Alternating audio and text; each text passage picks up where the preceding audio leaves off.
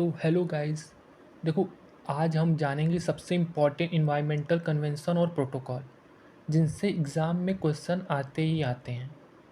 तो पहला है स्टॉकहोम कॉन्फ्रेंस 1972 जो स्वीडन में हुआ था, और ये इन्वायरमेंट के लिए पहला ग्लोबल कॉन्फ्रेंस था और यहीं से यूएनईपी यानी यूनाइटेड नेशन इन्वायरमेंट प्रोग्राम का जन्म हुआ।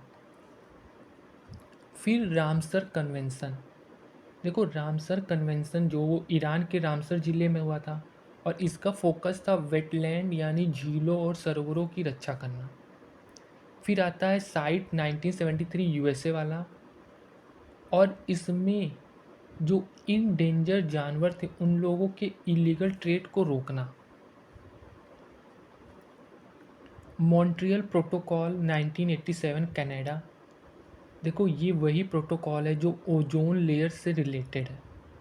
जैसे हमारे एसी में सीएफसी गैसेस जो होती हैं उनसे ओजोन लेयर को नुकसान होता है, तो मॉन्ट्रियल माने मॉन्टी ओजोन लेयर को बचाने के लिए अपने घर का एसी बंद कर देता है। Basal convention 1989 Switzerland. देखो, इसका जो फोकस था वो हैजार्डस वेस्ट यानी खतरनाक कचरे का सेफ डिस्पोजल। जैसे बेसल बासी खाना सेल करना नहीं चाहिए, क्यों? ये हैजार्डस वेस्ट होता है। फिर है रियो अर्थ समिट 1992 ब्राज़ील। देखो, रियो डी जेनेरियो ब्राज़ील में हुआ 1992 का अर्थ समिट, जहाँ 3 मेजर एग्रीमेंट बने थे: सीबीडी, यूएनएफसीसीसी और एजेंडा 21। सबका फोकस था sustainable development. CBD convention on biological diversity 1992।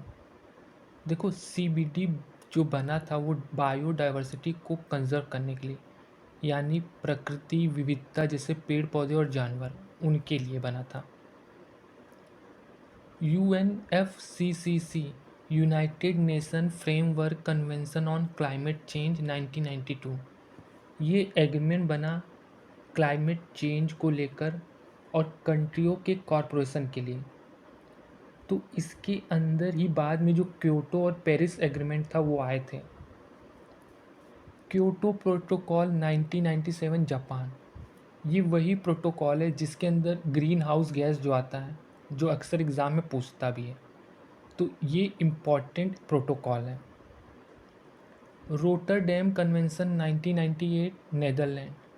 देखो, रोटरडैम कन्वेंशन जो बना था वो हैजार्डस केमिकल और पेस्टिसाइड्स के ट्रेड को कंट्रोल करने के लिए बना था। फिर है कार्टाजीना प्रोटोकॉल कनाडा में, और ये बना था जीएमओ यानी जेनेटिकली मॉडिफाइड ऑर्गेनिज्म के सेफ ट्रांसपोर्ट और यूज़ के लिए। फिर है जोहान्सबर्ग समिट 2002 साउथ अफ्रीका। देखो, इसको ही कहते हैं रियो प्लस 10, क्योंकि रियो समिट के 10 साल बाद का प्रोग्रेस का रिव्यू था ये। Nagoya protocol Japan 2010। Nagoya protocol बना था जेनेटिक रिसोर्स का फेयर यूज़ और बेनिफिट शेयरिंग इंश्योर करने के लिए। Paris agreement 2015 France.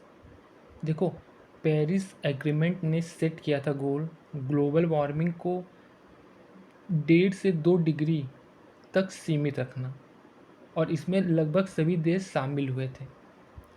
और ग्लासगो क्लाइमेट पैक्ट 2021 यूके, और इस में फोकस किया गया था net zero emission by mid century, और जो कोयला होता है उसके यूज़ को कम से कम करना।